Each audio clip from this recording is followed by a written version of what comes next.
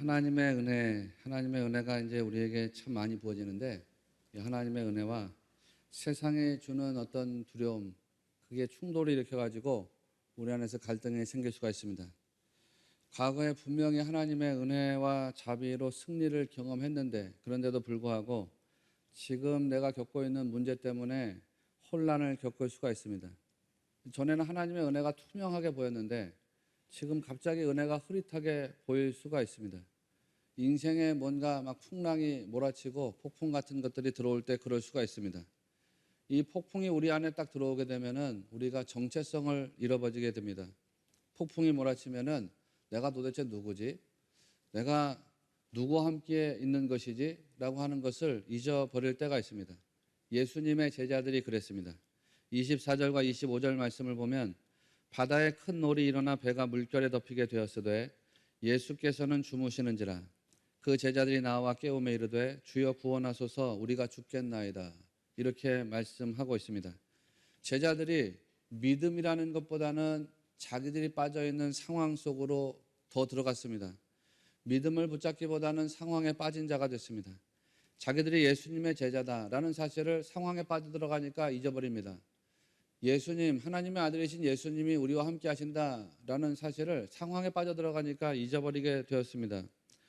고통이라는 상황, 환난이라는 상황 속으로 빠져들어가니까 자기들이 예수님의 제자라는 사실도 잊어버리고 자기들이 예수님과 함께 있다는 사실도 잊어버렸습니다. 이 사람들이 예수님의 정체성에도 의문을 가집니다. 25절을 보면 그 제자들이 나와 깨우며 이르되 주여 구원하소서 우리가 죽겠나이다. 이렇게 이야기하고 있습니다. 예수님이 어떤 분이시던가요? 예수님은 자기를 표현하실 때 나는 선한 목자다 이렇게 표현하셨지 않습니까? 자기 양들의 생명을 보호하시는 분이라고 했습니다. 그 양들의 생명을 더 풍성하게 하기를 원하시는 분이 예수님이다 그랬습니다. 그런데 지금 제자들이 단단히 오해하고 있죠. 제자들은 예수님께서 우리를 죽게 내버려 두실 거야 이렇게 생각하고 걱정했습니다. 이게 완전한 오해 아닙니까? 그런데 여러분, 누구나도 그런 심각한 두려움에 직면하게 되면은 이와 같아질 수가 있습니다. 자기 정체성 잊어버리고요. 하나님이 함께 하신다라는 사실을 잊어버릴 수가 있습니다. 또 어떻게 보면 하나님의 은혜도 잊어버리고 진짜 하나님 나 사랑하시는 거 맞기는 하나? 이런 거에 대해서 의심이 들어올 수도 있습니다. 왜냐? 두려움에 빠지게 되면은 정상적일 수가 없기 때문입니다. 이 두려움에 빠지게 되면은 사고가 마비되지 않습니까? 생각도 마비되고 행동도 마비되고 막 그렇지 않습니까? 오늘 본문 말씀에서 보면 제자들이 그렇습니다. 시종일관 제자들이 두려움에 빠져있는 모습으로 표현되고 있습니다. 그런데 우리가 이 말씀을 읽어나가면서 이들에게 생긴 곤란한 지경이 누구 때문에 나타난 것이냐, 이들이 처한 시련과 환란이 누구로 인한 것이냐, 이거를 먼저 확인하고 가야 됩니다. 이 사람들이 결국 두려움에 빠지게 된 것이 누구 때문에 시작이 되었는지를 우리가 알아야 됩니다. 23절 말씀 보면 굉장히 간단하게 표현하고 있습니다. 23절을 보시면 제자들이 누구를 따랐다는 것이에요. 예수님 따랐다 이렇게 표현하고 있습니다. 이 사람들이 예수님 따라간 거거든요. 예수님을 따르다가 그렇게 됐습니다. 이 사람들이 무슨 군대 장관을 따르다가 혹은 무슨 재물을 가지고 있는 사람을 따르다가 혹은 어떤 지식인을 따르다가 혹은 어떤 학자를 따르다가 그들이 곤경에 빠진 것이 아닙니다. 이 사람들은 예수님을 따르다가 곤경에 빠졌습니다. 아, 예수님 따라가면 거기에 생명이 있겠지. 예수님 따라가면 거기에 풍요로움이 있겠지.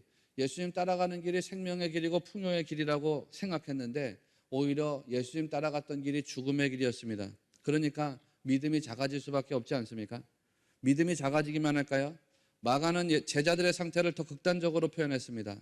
마가복음 4장 40절을 보면 이에 제자들에게 이르시되 어찌하여 이렇게 무서워하느냐 너희가 어찌 믿음이 없느냐 하시니 이렇게 표현하고 있습니다. 마태복음 8장과 평행을 이루는 본문인데요. 마가는 마태가 기록한 것보다 더 나갑니다. 마가는 제자들에게 믿음이 없었다라고 이야기하시는 예수님을 증거하고 있습니다. 예수님이 제자들에게 너희가 어떻게 이렇게 믿음이 없느냐, 너희가 여전히 이렇게 믿음이 없느냐 이렇게 책망하셨습니다. 예수님은 그렇게 책망하셨지만 사실 제자들의 입장에서 보면 당연히 믿음을 가질 수가 없었겠지요. 내가 예수님 믿고 따라갔는데 거기에서 무슨 평화를 누리고 위로를 누리고 뭔가 예수님 따라간 길에서 생명과 자유를 누린다. 그래야지 뭐 예수님 따라가는 맛이 있지 않습니까? 그런데 예수님 따라가는데 거기에서 죽음을 맛보고 위협을 맛보고 그랬으니까 예수님 따라가는 맛이 나지 않을 거 아니에요. 여러분, 우리는 예고 없이 찾아오는 사고와 언제든지 마주할 수가 있습니다. 그것 때문에 정신이 막 혼란스러워질 때가 있을지도 모릅니다. 그것 때문에 여러분의 행동도 사고도 마비될 때가 있을지 모릅니다. 그런데 그럴 때에 우리가 어떻게 해야 되느냐? 성경은 계속해서 그런 과정들, 상황들을 우리에게 보여주면서도 그럼에도 불구하고 신자는 그때라도 믿음을 지켜야 된다라는 것을 교훈하고 가르칩니다. 제자들이 예수님을 흔들어 깨우는 장면을 마가복음으로 읽어보면 이렇습니다.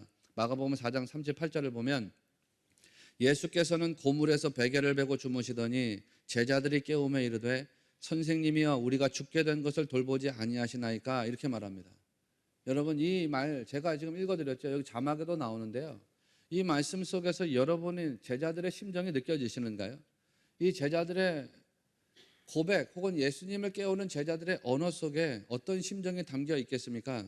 이 사람들은요 마치 출애굽한 이스라엘 백성들이 홍해 바다 앞에 섰을 때하고 똑같지 않습니까? 출애굽한 이스라엘 백성들이 홍해 바다 앞에 섰을 때 하나님을 원망하고 불평하고 그랬습니다. 우리가 애굽 땅에서 잘 먹고 잘 살고 있었는데 하나님 괜히 우리를 이끌어내셔가지고 이 홍해 바다 앞에서 다 죽게 하셨다고.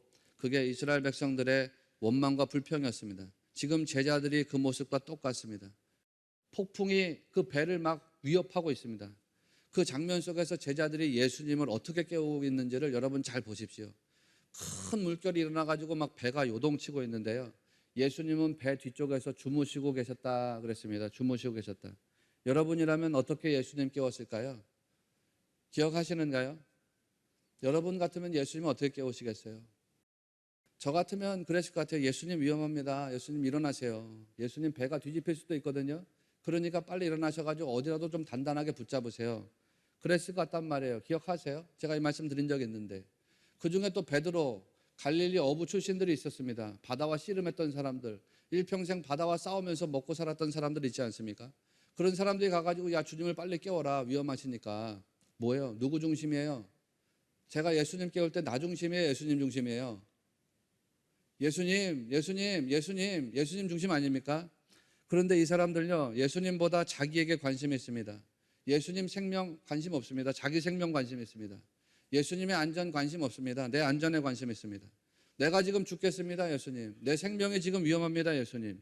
내 생명이 위협당하고 있는 상황에 주목하고 있습니다. 제자들이 죽을 지경에서 예수님을 찾는 모습, 구원하는 요청하는 모습 보면 믿음이 있는 것처럼 보입니다. 그런데 이 사람들이 믿음 없다는 것을 예수님이 직접 선언하셨지 않습니까? 그들은 예수님을 믿음으로 깨운 것이 아닙니다. 원망하는 마음으로 깨웠습니다. 자기중심적인 생각으로 예수님 깨웠습니다. 그러니까 예수님이 일어나셔서 제자들을 책망하셨습니다. 오늘 설교 제목이요. 두려움은 피하는 게 아니다. 극복하는 것이다 라고 했습니다. 그렇지 않습니까? 두려움이라는 게 여러분 피해지던가요? 두려움 피할 수 있는 게 아닙니다. 내가 피하고 싶다고 두려움이 나를 피해서 사라져버리는 게 아니지 않습니까? 두려움은 피할 수 있는 게 아니라 극복해야 되는 겁니다. 두려움이 언제 찾아온다 그랬습니까, 여러분? 두려움이라는 게 여러분에게 언제 찾아오는가요? 두려움은요, 우리가 한계 상황과 맞아떨리면 두려움이 들어온다고 말씀드렸습니다. 인간의 한계 상황. 거기에서 두려움이 찾아오는 거거든요. 내가 극복할 수 있다 그러면 두려워하지 않습니다. 많은 분들이 세상을 떠나기 전에 주님을 영접합니다. 왜 많은 분들이 세상을 떠나기 전에 주님을 영접하는 일이 많을까요? 죽음 앞에 서고 보니까 자기는 죽음을 극복할 수 없는 연약한 인간이라는 사실을 깨닫기 때문입니다. 죽어서 과연 어디로 갈 것이냐? 죽어서 갈 날짜를 생각해 보니 이것이 영원한 멸망이냐 영원한 생명이냐, 그 속에서 갈등하게 되거든요. 인간의 한계 상황을 극복할 수 없다라고 생각할 때 두려움이 생기지 않습니까? 극복할 수 없다고 생각하기 때문에 염려도 생기고, 극복할 수 없다고 생각하기 때문에 좌절감도 들어오는 것입니다. 그런데 여러분, 하나님은 우리가 두렵다고 여기는 문제에 대해서 어떻게 여기시느냐? 하나님은요, 우리가 두렵다고 여기는 문제에 대해서 그건 아무것도 아니야. 그건 아무것도 아니야. 라고 선언하시는 분입니다. 하나님은 성경을 통해서 인간이 생각하는 문제는 문제가 아니다. 라고 교훈하고 가르치기를 기뻐하십니다. 예수님의 제자들 보면요, 예수님 제자들 중에는 갈릴리 출신의 어부들이 있었습니다. 이 사람들 말하자면 뱃사람들이죠. 뱃사람들, 바다에 익숙한 사람들입니다. 고기 잡는 일의 전문가들입니다. 그런데 보니까 그 전문가들이요, 인생의 문제를 해결하지 못하더라는 겁니다. 자기들의 경험, 자기들의 지식을 총동원했는데 풍랑과 싸워서 이기지를 못합니다. 그거 극복하지 못합니다. 전문가들이 붙어가지고 싸우는데 인생의 한계를 넘어서지를 못합니다. 그래서 그런지요, 마태는 제자들이 풍랑과 싸웠던 흔적을 보여주지를 않습니다. 그 사람들의 노력과 수고를 전혀 표현하지 않습니다. 이유가 뭐겠어요? 그거 중요하지 않기 때문이라는 거예요. 무의미하기 때문이라는 것입니다. 제자들이 어떻게 풍랑과 싸웠느냐, 이 뱃사람들이 어떻게 풍랑과 싸웠느냐라고 하는 거 중요하지 않다는 겁니다. 왜? 하나님은 우리 인생에 찾아오는 풍랑이라는 게 결국 아무것도 아니라는 거, 그거를 우리에게 가르쳐 주기를 원하시거든요. 그러니까 두려워하지 말라는 거예요. 예수님이 제자들에게 말씀하셨습니다. 너희는 마음에 근심하지 말아라. 하나님을 믿으니 또 나를 믿어라. 그렇게 하지 않았습니까? 무슨 뜻이라고 했습니까? 지난주에도 말씀드렸잖아요. 근심하는 마음 대신에 바꾸라는 거죠. 뭐로 바꿔요? 믿음으로 바꾸라는 거예요. 여러분 안에 근심하는 마음이 있으면 그걸 믿음으로 바꿔요. 두려워하는 마음이 있으면 믿음으로 바꿔요. 뭐 불평하고 원망하는 마음이 있으면 다 믿음으로 바꿔요. 부정적인 생각, 감정 있으면요, 믿음으로 바꿔요. 부정적인 생각, 원망, 여러분 신앙에 전혀 도움되는 거 아니에요. 다 믿음으로 바꾸세요. 두려움 대신에, 염려 대신에, 슬픔 대신에, 원망 대신에, 불평 대신에 다 믿음으로 바꾸라는 거예요. 예수님 말씀이 그런 거예요. 그런 거 하지 말아요. 하나님 믿으니 또 나를 믿으래요. 믿음으로 다 바꾸라는 거예요. 그러니까 사랑하시는 여러분, 여러분 안에 있는 나쁜 기억들, 여러분이 혹시 당황했던 순간들, 화가 났던 순간들, 불안했던 순간들, 두려움과 염려의 순간들, 그런 것들 십자가 아래에다가 다 내려놓으시기를 바랍니다. 바울이 디모데에게 했던 말이 있습니다. 기억하시는가요? 디모데후서 1장 6절을 보면 내 속에 있는 하나님의 은사를 다시 부릴 듯하게 하기 위하여 너로 생각하게 하노니 그랬습니다. 이 디모데는 하나님의 은사를 받은 사람입니다. 어려서부터 신앙 안에서 자란 사람입니다. 자기도 신앙하는 기쁨 가지고 있었습니다. 하나님 은사 정말 많이 체험했습니다. 그런데 바울이 그런 디모데를 향해서 뭐라고 말했냐면 다시 부릴 듯하게 하기 위해서 이렇게 표현했습니다. 여러분, 다시라고 하는 이 단어가 전제하고 있는 의미가 뭐예요? 다시 해라, 다시. 쓰러졌다는 뜻 아닙니까? 다시 일어나. 넘어졌다는 뜻 아닙니까? 다시 불을 붙여. 식어졌다는 뜻 아닙니까? 이 다시라고 하는 말이 전제하고 있는 의미는 식어졌다는 뜻입니다. 디모데는 은사를 풍성하게 체험했던 사람, 어려서부터 신앙생활을 하면서 자랐던 사람, 어려서부터 하나님의 말씀 안에서 자랐던 사람, 하나님의 사랑과 자비를 풍성히 체험했던 사람인데 그 뜨거웠던 영혼이 언젠가 식어졌다는 것을 바울이 보았습니다. 무엇 때문에 식어졌던가 여러분 잘 아시지만 디모데 안에 두려운 마음이 들어왔습니다. 슬픈 마음이 들어왔습니다. 자기가 가장 사랑하는 사도인 사도 바울이 감옥에 갇혔거든요. 디모데는 바울이 가장 사랑했던 수제자 아닙니까? 그런데 바울이 감옥에 갇혔어요. 감옥에 갇혔는데 들려오는 소리를 보니까 이제 바울이 감옥에서 나오지 못할 것 같아요. 바울도 자기에게 편지를 보내는데 이 겨울이 지나기 전에 속히 내게 오라 그래요. 디모데야, 겨울이 지나고 나면 내가 너를 못 볼 것 같아. 그러니 이 겨울이 지나기 전에 속히 오라고. 그게 슬픔이 됐어요. 두려움이 됐어요. 그 두려움과 슬픔이 그 안에 있던 영혼의 뜨거움을 식어지게 했습니다. 그러니까 바울이 다시 불일 듯하게 하기 위하여, 바울이 디모데의 영혼에 불을 붙이기 위해서 생각하라 그랬어요. 생각하라. 뭐를 생각하라 그랬을까요? 너 받았던 은혜를 생각해라. 사랑하시는 여러분, 여러분도 시간이 흐르고 나이가 들어가고 신앙생활의 연륜이 깊어지면 깊어질수록 식어지는 영혼이 되지 마시고 날마다 용광로같이 뜨거워지는 그런 불같은 신앙인들이 다 되시기를 바랍니다. 예수님과 제자들의 차이가 뭔지 여러분 아시겠습니까? 오늘 말씀을 통해서. 오늘 말씀을 보면은 여기에 예수님과 제자들의 차이가 나옵니다. 그런데 그 차이가 뭔지를 아마 여러분 발견하셨을 겁니다. 제자들은요, 흔들리는 배 위에서 몸도 흔들리고 마음도 흔들리고 영혼도 흔들렸습니다.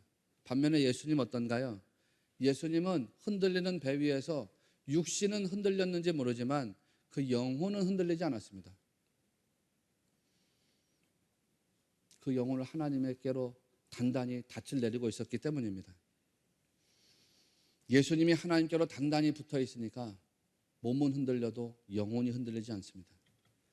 두려움이라는 게 피해지지가 않습니다. 그런데 여러분, 두려움을 피하려고 하는 것이 아니라 오히려 그 두려움 대신에 믿음을 갖다 세우면 그 믿음이 여러분 안에 있는 모든 부정적인 감정이나 두려움을 다 물리쳐 줄 것으로 저는 믿습니다. 27절 말씀을 보면요, 그래요. 제자들이 폭풍이 있을 때도 두려움에 빠져 있었지만 폭풍이 잔잔해진 다음에도 두려움에 빠져들었다는 사실을 우리가 발견하게 되거든요. 27절, 그 사람들이 놀랍게 여겨 이르되, 이렇게 말합니다. 그런데 마가복음 평행본문을 이루는 마가복음 4장 41절 말씀 보면 이렇게 되어 있어요. 그들이 심히 두려워하여 서로 말하되, 그랬습니다. 제자들은 폭풍이 있을 때도 두려워했지만 폭풍이 끝나고 난 다음에도 두려워했다는 거예요. 그렇지 않습니까? 놀랍잖아요, 여러분. 이상하지 않습니까? 이 사람들은 문제가 있을 때도 두려워하고 문제가 해결됐는데도 불구하고 두려움에서 빠져나오지를 못합니다. 마가복음 4장 40절 말씀에 이에 제자들에게 이르시되 어찌하여 이렇게 무서워하느냐, 너희가 어찌 믿음이 없느냐 하시니, 이렇게 말씀 나가고 있습니다. 예수님께서 말씀하신 표현을 잘 들여다보시면 어찌하여 이렇게 라는 표현이 있어요. 제가 예전에 이 말씀에 방점을 갖다 딱 찍었던 적이 있는데 기억하시는가요? 너네들 어떻게 이렇게까지 무서워하니? 예수님 말씀은 이거 아닙니까? 믿음을 가지고 있다면 어떻게 그렇게까지 할 수 있느냐? 믿음을 가지고 있다면 어떻게 그렇게까지 무서워할 수가 있느냐? 예수님 말씀 그거 아닙니까? 풍랑으로 그래 육신은 흔들릴 수 있어. 그런데 육신이 흔들려도 영혼이 흔들리면 안 되는 거 아니니? 믿음이 있다 그러면? 제가 장례식장 가가지고서 늘 드리는 말씀이 있지 않습니까? 사람들이 세상을 떠나서 장례를 치르다 보면 다 슬픈 감정이 있습니다. 이별의 슬픔이 있습니다. 어떻게 사랑하는 사람이 떠났는데 슬프지 않을 수가 있겠어요? 그런데 사도 바울이 데살로니가 교회에 보낸 편지에 나타낸 말씀이 있잖아요. 그들에게 슬퍼하기는 슬퍼하는데 뭐 없는 사람처럼 슬퍼하지 말라 그랬어요. 그렇죠. 소망 없는 사람처럼 슬퍼하지 말라 그랬잖아요. 세상 사람들은 소망이 없습니다. 천국에 대한 소망이 없습니다. 영생에 대한 소망 없습니다. 그러니까 세상에서 삶을 살다가 인생의 육신이 죽음을 맞이하면 이 세상 다 끝난 것처럼 슬퍼합니다. 이제 우리 다시 만나지 못하니까 슬퍼합니다. 그런데 믿는 자들은 그렇게 소망 없는 사람처럼 슬퍼하지 말아 그랬잖아요. 우리의 슬픔은 잠깐 이별에 대한 슬픔입니다. 그러나 우린 소망이 있습니다. 슬퍼하더라도 다시 만날 소망이 있습니다. 이게 그리스도인의 믿음 아니던가요? 믿음을 가지고 있으면 그렇게까지는 슬퍼할 필요 없다는 거예요. 예수님 말씀이 바로 그것을 이야기합니다. 믿음을 가지고 있다면 그렇게까지 무서워할 이유가 뭐가 있느냐? 너희들 풍랑으로 육신은 흔들릴 수 있지만 풍랑이 그 영혼마저도 흔들게 해서는 안 되는 거야. 믿음을 단단히 세워라. 그런 말씀하는 거 아닙니까? 사망의 음침한 골짜기를 헤매는 사람이 두려움에 사로잡히는 것은 당연한 일입니다. 엘라 골짜기에서 위대한 싸움을 했던 다윗도요, 두려움을 가지고 있었습니다. 그런데 다윗은 두려움을 가지고 있었지만 두려움 대신에 주님을 더 확실하게 붙잡았잖아요. 너는 칼과 창과 단창으로 내게 나오지만 나는 내가 모욕하는 이스라엘 군대 하나님 만군의 여호와 이름으로 내게 간다. 이게 다윗의 신앙 아니었습니까? 다윗은 주님을 의지하고 붙잡았습니다. 주님을 의지하면서 두려움을 넘어섰습니다. 두려움과 싸웠습니다. 두려움 대신에 하나님을 더 확실하게 붙잡았습니다. 하나님이 자기와 함께 하심을 믿으면서 그렇게 살았습니다. 그 다윗이 인생의 싸움에서 많은 곳마다, 아니 다윗이 싸웠던 모든 전투마다 다윗이 승리했다고 성경에 증거합니다. 다윗이 시편 23편에서 했던 고백을 여러분 잘 아시죠? 내가 사망의 음침한 골짜기로 다닐지라도 해를 두려워하지 않을 것은 주께서 나와 함께 하심이라. 난 이 말씀을 참 좋아합니다. 주님이 우리로 하여금 사망의 음침한 골짜기로 가게 하시지 않는다는 게 아니에요. 사망의 음침한 골짜기를 헤매고 다니게 하실 때가 있대요. 그런데 사망의 음침한 골짜기로 다닐지라도 해를 두려워하지 않는데요. 이유가 뭔지 아시죠? 이유가 뭐예요? 주님이 여러분과 함께 하시기 때문입니다. 예수님께서도 말씀하시기를 사람으로는 할 수 없으되 하나님으로는 그렇지 아니하니 하나님으로서는 다 하실 수 있느니라 말씀하셨습니다. 하나님은 전능하신 분이라고 했어요. 불가능이 없대요. 이루지 못하실 일이 없대요. 그러니 여러분, 우리 세상 살아가면서 세상에 너무 시선 뺏기지 마시고 두려운 거, 부정적인 감정에 너무 시선 뺏기지 마시고요. 문제가 있고 환란이 있고 슬픔이 닥칠 때 그런 거에 너무 시선 뺏기지 마시고요. 하나님을 더 담대하게 바라보고 말씀을 더 단단하게 의지하는 성도들이 되시기를 바랍니다. 그렇게 믿음이 세워진 영혼 되면요, 인생에 간증이 남는 거예요. 간증이. 자, 여러분, 그렇게 예수님에 의해서 바람과 바다가 잔잔해졌지 않습니까? 그런데 진짜 중요한 대목이 지금부터 시작되는 거예요. 이 사람들이 목적지에 도달했어요, 못했어요? 그렇죠, 했습니다. 이 사람들이 목적지에 도달했습니다. 그러면요, 목적지에 도달할 때까지 노를 잡았던 사람이 누굴까요? 목적지에 도달할 때까지 키를 잡았던 사람이 누굴까요? 아, 목사님, 그럴 수도 있겠죠. 예수님께서 풍랑을 잔잔하게 하시고 난 다음에 주님이 그냥 자연스럽게 배가 목적지에 흘러가도록 하셨습니다. 그렇게 말씀하시는 분 계실지 모르겠습니다. 성경에 기록되어 있지 않기 때문에 아무도 주장할 수가 없습니다. 나는 그런데 주님이 그 배가 그냥 흘러가게 하시지 않았을 것 같아요. 여러분이 동의 안 하셔도 됩니다. 폭풍 속에서도 배가 뒤집어지지 않도록 노를 잡고 있었던 사람이 누굴까? 폭풍 속에서도 배가 뒤집어지지 않도록 키를 잡고 있었던 사람이 누굴까? 풍랑이 잠잠해지고 난 다음에 그 노와 키를 잡고 있었던 사람이 누굴까? 난 베드로하고 안드레 같은데 여러분은 어떠신가요? 글쎄, 그건 아무도 모릅니다. 주님이 흘러가게 하셨는지, 그들이 붙잡고 있었는지, 그는 난 여러분에게 말씀드립니다. 그 과정 속에서 노를 잡고 있었던 사람, 그 과정 속에서 키를 잡고 있었던 사람, 그 사람들로 인해서 그 배가 목적지까지 갈 수 있었습니다. 사랑하시는 여러분, 여러분의 가정에 혹시 폭풍이 막 몰아치시는가요? 여러분 사업장에 뭔가 두려워할 만한 일들이 있으신가요?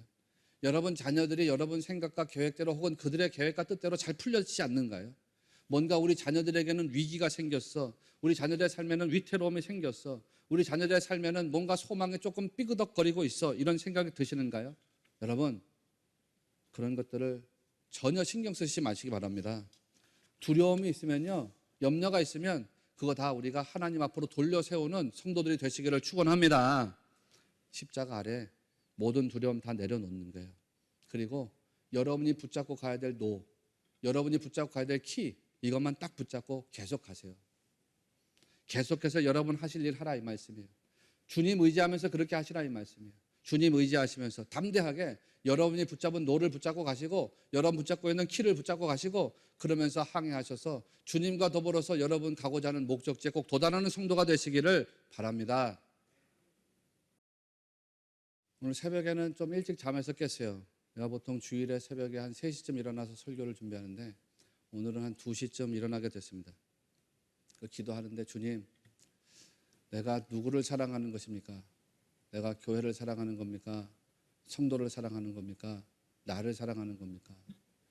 우리가 누구를 사랑하는 겁니까? 우리가 나를 사랑하는 겁니까? 교회를 사랑하는 겁니까? 성도를 사랑하는 겁니까? 목사님을 사랑하는 겁니까? 이렇게 묻고 기도하는데 한참 동안 답을 안 주시는 거예요. 그런데 한참 만에 마음에 감동이 오는데, 사랑하는 내 종아, 너 잘못 생각하고 있구나. 너가 잘못 생각하고 있구나. 너 누구를 제일 사랑하느냐? 네가 누구를 제일 사랑하느냐? 너 나를 제일 사랑하는 거 아니니? 그러시더라고. 야, 너네 교인들은 누구를 제일 사랑하겠니? 나를 제일 사랑하지 않겠니? 예, 주님. 그렇죠. 우리 주님 제일 사랑하죠. 우리 주님 제일 사랑하죠. 내가 우리 주님 사랑하기 때문에 우리 주님 사랑하는 성도들 사랑하는 거죠. 내가 우리 주님 사랑하기 때문에 우리 교회를 사랑하는 거죠. 주님의 몸된 교회를. 내가 우리 주님 사랑하기 때문에. 그래, 성도들도 나를 사랑하기 때문에 널 사랑하는 거야. 나를 사랑하기 때문에 교회를 사랑하는 거야. 나를 사랑하기 때문에 성도들이 서로 사랑하는 거야. 나를 사랑하기 때문에 너희가 다 내 자녀고 내 안에서 형제가 되고 자매가 되는 거야. 나를 사랑하기 때문에 내 안에서 다 가족인 거야. 여러분의 영적인 삶을 살아내는 일에 힘쓰고 그런 성도로 살아가게 되시기를 바랍니다. 그렇게 우리가 살아가면서 우리도 또 서로에게 최선을 다하는 신의 교회 성도들이 되시기를 바랍니다. 두려움, 환난, 염려, 또 시련 이런 거 우리가 피할 수 없어요. 그러나 극복할 수는 있습니다. 주님을 의지하면. 우리 힘으로는 안 될 수도 있어요.